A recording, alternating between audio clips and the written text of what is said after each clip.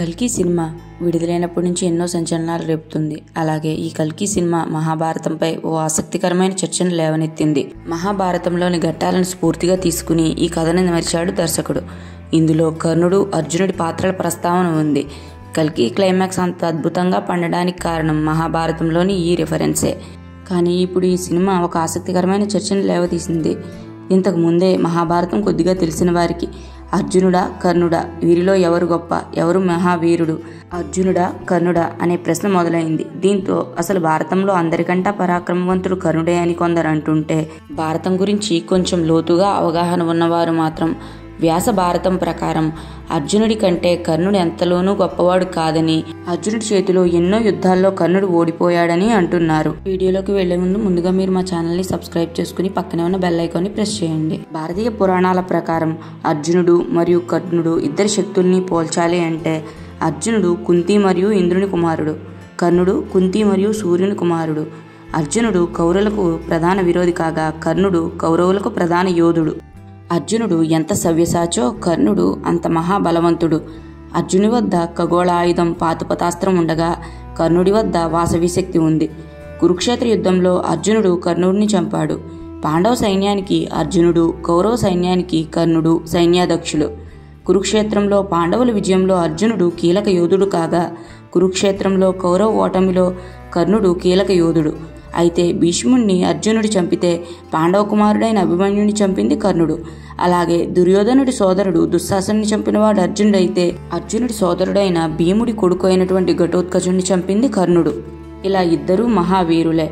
అసలు భారతం ప్రకారం భారతంలో శ్రీకృష్ణుడు, పరశురాముడు, భీష్ముడు, ద్రోణుడు, అర్జునుడు, కర్ణుడు మరియు అభిమన్యుడు అమోఘమైన దివ్యాస్త్ర సంపన్నులు, సరి సమానమైన యుద్ధ విద్యా నిపుణులు, అలాగే శక్తివంతమైన విలుకాళ్లు కూడా. మహాబలశాలి, ఎవరు ఏది దానం అడిగినా లేదనకుండా ఇచ్చే కర్ణుడు సూర్యుడి వల్ల వచ్చిన దైవత్వం మూర్తిభవించిన తేజం. తనకు జరిగిన అన్యాయాన్ని ప్రతీకారం తీర్చుకునే విధంగా అతను ఒక ప్రత్యేకమైన శైలిలో కౌరవ పక్షాన చేరాడు. మరి అర్జునుడు ధర్మమే ప్రధానంగా నిలబడి యుద్ధ శాస్త్రాన్ని చక్కగా నేర్చుకుని యుద్ధంలో ప్రదర్శించిన అర్జునుడు అద్భుత వీరుడు అని చెప్పొచ్చు. కర్ణుడు సూర్యుని దైవత్వం వల్ల గొప్ప యోధుడిగా ఉండడం, అర్జునుడు శ్రీకృష్ణుల వారి దైవత్వం సాయంతో తన యుద్ధ నైపుణ్యాన్ని రకరకాలుగా వాడుకున్న విధానం ఇద్దరినీ ప్రత్యేకంగా తయారు చేశాయి. అందుకని ఇద్దరు గొప్పవారే అని ఖచ్చితంగా చెప్పవచ్చు. వీరిలో ఎవరు ఎక్కువ ఎవరు తక్కువ అనే అంశానికి తావే లేదు. ఇద్దరూ గొప్పవారంటున్నారు కదా, మరి అర్జునుడి చేతిలో కర్ణుడు చనిపోయాడు కదా అనే అనుమానం మీకు కలగొచ్చు. అవును, కురుక్షేత్రంలో అర్జునుడి చేతిలో కర్ణుడు మరణించాడు.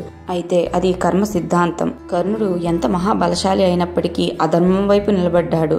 కానీ అర్జునుడి వైపునే ధర్మం ఉంది కాబట్టి ముల్లోకాలనేడే ఆ కేశవుడే అతని వైపు నిలబడి అతనికి రథసారథిగా ఉండి యుద్ధాన్ని నడిపించాడు.